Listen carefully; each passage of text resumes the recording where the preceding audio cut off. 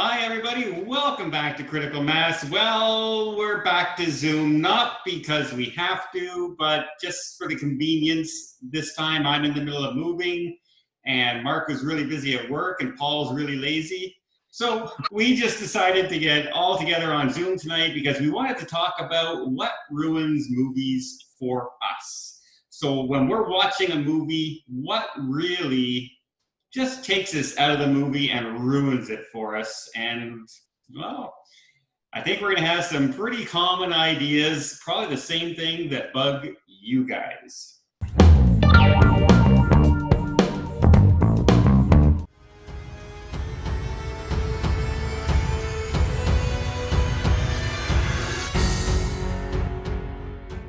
All right, so to qualify this, we say this is while we're watching the movie. That could be at home, it could be on an airplane, it could be in a theater. It's not the surroundings, it's the movie itself. What will ruin it for us while we're watching a movie? What do they put in movies that can ruin it for us? Not the person yapping beside us in the movie theater. So, Paul, this is one of your topics. You start us off. Even if it wasn't my topic, you would make me start because I always have to start. You're the one who made us do Zoom tonight. Well, don't move 300-400 kilometers away. I personally like where he moved, okay? So I'm going to start really light, and I'm going to say when it's a comedy, and it's somebody's tiptoeing or something, and it's supposed to be funny, the music. The corny, stupid, cheesy comedy music that you might hear in Pink Panther or something like that. Yeah. And so instead of the situation being funny, they try to make it funny because they're playing funny music. And I hate that. Okay. It's too corny. So bad music.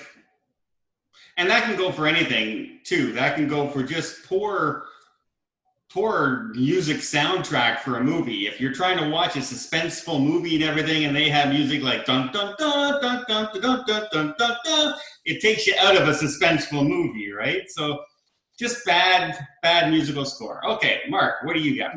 Mine kind of ties into the same. Mine is bad editing.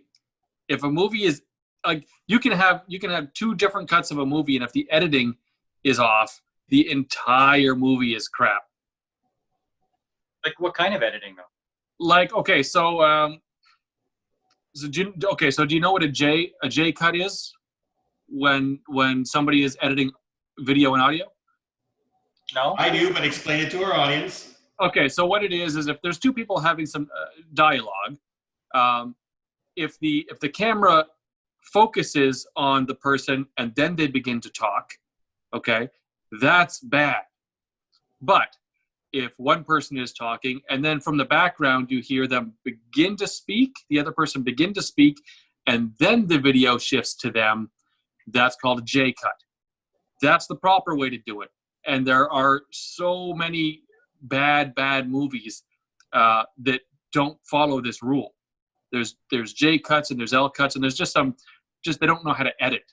And so bad editing really pulls me out. I won't even finish watching it. Okay. I'm going to go with a favorite of mine, and I'm going to blame the Bourne movies for this. The shaky cam. Suddenly, every action scene out there after the first Bourne movie was all the shaky cam. Oh, this is exciting. And when you see shaky cam, it's to show that the person that you're filming does not know how to do action and does not know how to fight. That's 100% of the reason. And they're usually shot in such a dark format that you can barely see what's on screen to begin with. And then they're just cut all over the place. And you never really see the action. That's why, even more, like everyone likes Keanu Reeves. Everyone just loves his John Wick movies and everything. But that's why they became such a huge hit. Because his action scenes aren't cut. It's one long scene. Here's me doing the action. He trained to do fighting. He knows how to do the fighting. None of this, I'm gonna do. Oh, here comes my fist, and then it cuts to the guy's other guy, and he's going, "Oh, I'm gonna get hit," and then you see the fist halfway again. Then back to the other guy. It's almost here. Yeah, it's dumb shaky cams. I hate when I see a movie. I almost feel like walking out, no matter what the movie is. Yeah, but what you're describing is two different things. Like, you can have shaky cam, but you can also have. It's a combination of both. The shaky cam and the fight scene editing with they're holding it in there and as if you're in the fight with them, and they're moving around like this with the camera. Hate it to no end. That was one of Mark's biggest criticisms of the Charlie's Angels movie that we just saw last year. It's true. Yeah, it is. Somebody would hold out an arm and just take a quick shot of it, and then somebody will hold out a leg, and same thing, quick shot. Nobody's doing any moves. It's just the camera's doing all the work. All right. Who's got another one? Okay. My next one, I have two examples to illustrate this one. Okay. It's when you're supposed to think that what the hero on the screen is doing is amazing, but it's not really amazing. Like, I just watched this movie. It was a pretty good movie. But it was called Status Update, and this kid wished that he could sing and dance. So there's this part where he gets to show off his really great singing, and it's obviously not him singing, it's him lip syncing to it. So it's really hard to think, wow, he's so good, because you can tell he's not doing it. His lips aren't even synchronized with the sound. The other example, Don, you remember Late Night? Yeah. Okay, well, you have one of those late night hosts, and they go out and they do their monologue before the beginning of the show, where they talk to the audience and do a bunch of jokes. And the lady host is not funny at all, and the audience is going nuts with laughter. And it's just so mind-numbingly cringy that it takes me right out, and I really don't want to watch the rest of the movie, because it's so far-fetched. You're not funny. I could tell you're not funny, and I can tell they're being paid to laugh. I'm out of the movie now. So that's my number two. Okay. Does that? How about? Speaking of guys or people supposedly doing something amazing, did you ever see the scene from Taken where Liam Neeson is running up to a fence and he's going to jump over the fence? You know, most action heroes, you remember Jackie Chan would run up to the fence. He'd jump on the wall, on the fence, he's over the fence, right? Be a 10-foot fence. Well, they did 12 cuts to show him climbing a 6-foot fence. And it was supposed to, he's the amazing, remember, I have a certain particular set of skills. Well, one of those skills is not fence climbing. Because, I think one of the skills is editing. Because that's how bad that was. So yeah, I completely agree. I see that kind of stuff. All right, another Mark, example. What else you got for us? Wait, another example is in Pitch Perfect. Like, the group that we're supposed to cheer for with Kendrick, they're waiting in the wings to perform, and then you see the other people on stage, and they're really, really good. They sound awesome, and then the hero group goes up on stage, and they do a performance, and I'm thinking, okay. The other people were still better. Yeah, you guys should not win, and they win anyway. All right, Mark, what else you got for us? I think you guys are both going to agree with this one, is that movies that are literally there, they're only there to push a political agenda. Movies, and really that's, it takes over the movie. And I'm fine with a good movie that happens to have a political agenda somewhere throughout it, but not written specifically and acted specifically to push that agenda. Are you talking only political or political and social? And social, just an agenda, right? So it's okay to have a message in your movie, but the movie shouldn't be your whole message. Yeah, it's because right now I say political, but political and social are so closely intertwined right now that they're one and the same. Yeah, I think you're going to see a lot more of that too. Yeah, I think so. Maybe not, because Hollywood's not filming anything right now, so maybe it'll all die down before they start filming again. Yeah, because everything's calmed down. I think one good example of that, and it's the prime reason I didn't watch the show, was Prime has an original called a Jack Ryan movie, and it's all about stuff in Venezuela. And it just so happened that the United States was having all these interventions in Venezuela at the time, and it was only to push their perspective, right? Mhm. So I didn't bother watching that. Yeah. So there's a lot of that going on in a lot of movies lately, and whether it be political or social or what have you, it's just when you can pick it out and identify it right away, that takes me right out. Or you cringe because of a line that they say that they're trying to make it. This is this Yeah. awesome. Like, here's a perfect example: Avengers Endgame, when they had all the female superheroes at the end show up for a scene. They didn't do it naturally. They just had them all show up. There's a million mixed people all over the place, but somehow 500 women were able to show up at one place with no men around in the scene. And it became cringy. And I know what they were going for, and I cheer them for going for it because they undercut a lot of female superheroes in the past. Trouble is, they just needed to do it organically. Don't make it such a standout, hey, look at us, women, and then continue. Just make it part of the movie, and that's the problem. They did it with Endgame. They did it with Terminator. They did it with Ghostbusters, and they're going to continue to do it. I don't know why they're doing it.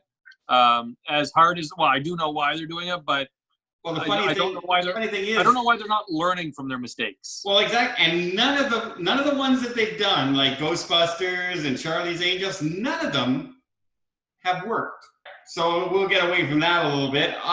One of the things that drives me crazy in a movie is when you have a character and it seems like it's a nothing character, but it's played by a really recognizable actor. And you immediately know that person's the bad guy at the end of the movie. That's the murderer. That's right. That's the thief. You know that, you can you're going along and you have all these no-name characters around, and then all of a sudden this police officer steps out of the car and it's the guy from Twister. And you go, oh, I haven't seen him in a movie in a while. And then he doesn't show up for most of the movie, and then he pops in for about five sentences and then leaves again. And then suddenly at the end of the movie, there he is. He's the bad guy. He's the murderer all along. So what a twist. Yeah, don't do that. I know, hey, we got this big name character in the role. No, that's not how you do surprises. You want to put a big name character, do it like they did in Tropic Thunder and drop Tom Cruise in as that movie producer that no one expected. I got 3/4 of the movie through that movie before I realized it was Tom Cruise. Yeah. One of my favorite actors. So they did a good job. That's how you do a famous person cameo. You don't do him as the murderer that shows up at the end of the movie. It just, drives me nuts. Yeah. What else you got, Paul? Let me see. I had one. Now I can't think of it. Oh, I got it. Okay, I watched a Sandra Bullock movie, and it was called. She bugs me too. Yeah, that gets me too, bud. Remember the tier list? I think it was called Force of Nature, and so Ben Affleck has to travel across the country to have a wedding, and due to a storm, the plane can't take off or something like that, and he's stuck traveling across the country, and he has to travel with Sandra Bullock, and along the way, they fall in love. And now he wants to call off the wedding, and he's into her, and they both show up at the wedding venue. She stays outside, he goes inside, and hooks up with his girl again, and Sandra Bullock goes on her merry way. I'm thinking, I just watched a love story, and you're not going to have the girl and the guy get together? It was such a letdown at the end that I'm thinking, that was the biggest waste of time that I've had ever watching a movie. So what they tried to do is they tried to throw a twist at you, but instead it was just a WTF moment. Exactly. It was the biggest WTF I've ever seen. And to make it worse, the same thing happened in a movie I watched the same week. It was another romance where at the end, the guy and the girl decided not to be together. What? I watched this to see you guys get together. But anyway, that's one of them. I'm going to say when they put in MacGuffins in movies that are so outrageous, and it's just because they don't know how to write in the next scene that they want to write. So they make this MacGuffin. Like, look at the last Star Wars movie. There's so many things in that movie were plots of convenience as opposed to a real, like they were supposed to be on this epic quest to find this wayfinder and find their way to where all these Star Destroyers are. And, well, they find the wayfinder, it gets crushed, it doesn't matter because there's another one just happens to be over here on another ship. Where they find the way to get to it is they happen to get on looking for the ship. On the way to the ship, they sink through this quicksand stuff, fall in the ground, find a knife. The knife happens to be the map that happens to help them find it at the Star Destroyer that's been sitting there for 30 years. They hold the map up like this. Oh, look, it lines up like this, and it says we should go there on this planet-sized starship. We should go there. Okay, and they go right there, and there it is. And there it is, immediately there. And the whole thing with the Star Destroyers at the end, they can't take off from the planet because only one of the 1,000 starships knows how to fly up. And the rest have to follow the one ship. I'm going to be completely honest. I love when Don starts talking about Star Wars. I love it so much. It goes for all of it. Like when aliens are attacking, if you kill the one alien, all the rest die. You know what I mean? Independence Day, the same thing happened in Independence Day. The one that you liked, the one with the books. Ender's Game. Like there. Ender's Game? Ender's Game. You kill the queen, and all of them fall out of the sky. So it's all of them are the exact same thing. It's just, oh, you know what? In real life, we would not survive this for more than 10 seconds. But what if we kill this one, they all die? And we just happen to luckily get in there, even though there's a million guards. It doesn't matter. We found this little side thing to get in there by falling through quicksand. At least in Ender's Game, it made sense. It killed the queen. Everything's a hive. Everything's a hive mentality. Independence Day was a hive mentality. It was a queen. Bad special effects, and I'm talking like when they have a bird flying around you that's been superimposed, and people are like. Or the giant from Lost in Space, like the grabbing into nothingness, and you can tell that everything is just sort of overlaid. That every single time I just fast forward or turn it off. Yeah, what bothers me is really bad. I don't know if it was green screen or what, but something like The Hobbit. You know when they're on that sled and they're in the big cavern and they're going down through the beams on the sled into the river or waterfall or whatever it was. It looked just so cheesy and fake. And I'm thinking, this doesn't deserve the Lord of the Rings name on it. This is really bad. I hated that. Everything in The Hobbit was bad. That entire movie, the entire movie was just hobbits running away from things. The entire movie. And if you notice, they showed the one scene where it was all the same movement. So basically they did one special effect and then copied over each other about 100 times, and then they ran it about a quarter of a second after each other. So they had 100 people going all at one time. And that stood out. That looked really dumb. Yeah. But you know what? I'll go back to our favorite Lord of the Rings movie, The Two Towers. And at the end, just before they arrive, the big cavalry, the horsemen arrive. The king rides out, and he rides out with like 10 guys.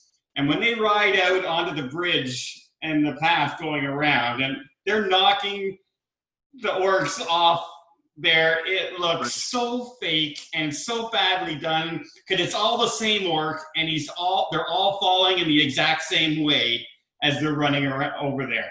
Next time you watch it, watch that scene. It's just copy paste, copy paste, copy paste, copy paste. The same orc, same scream, same fall, and it just looked really, really bad. And then they had the epic scene 10 seconds after that. So you forget the bad when they throw in a really good one. Okay, I'll have to look for that. I didn't notice. How about the plot convenience of cell phones never working anywhere when they need to, but work everywhere else? You could be in the middle of a cave and they're talking to somebody, and then all of a sudden they'll be in an elevator and they can't hear anybody. Okay, how about when people are on the phone and they never, ever, ever say goodbye? They just hang up. You know what? I think that's an American thing. In Canada, everybody always says goodbye, but I've noticed that in the States, they just end a call. They just hang up. What, regular people or in the movies? Regular people. No. Everyone I talk to in the States always says goodbye.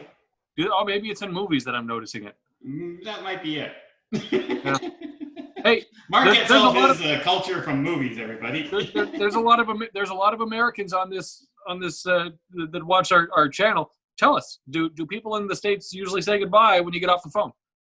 Of course they do. I don't know. I'm not sure of that. That's Mark Mayo at. All right, everybody, that's it for this show. That is what takes us out of movies. We got on some rants. We got on some special effects. We got on to putting things in the movies that don't belong. We got into MacGuffins. There's all kinds of things. Is there anything that we missed that you guys think that really takes it and ruins it for movies? I know there's a lot of things outside of absolutely just watching the movie, and maybe we'll do a video on that coming up next time we get together. But as far as watching one, let us know what you guys think. And until next time, maybe check out some more of our content down below. We have some more games coming up very soon. And until next time, we'll see you on the channel.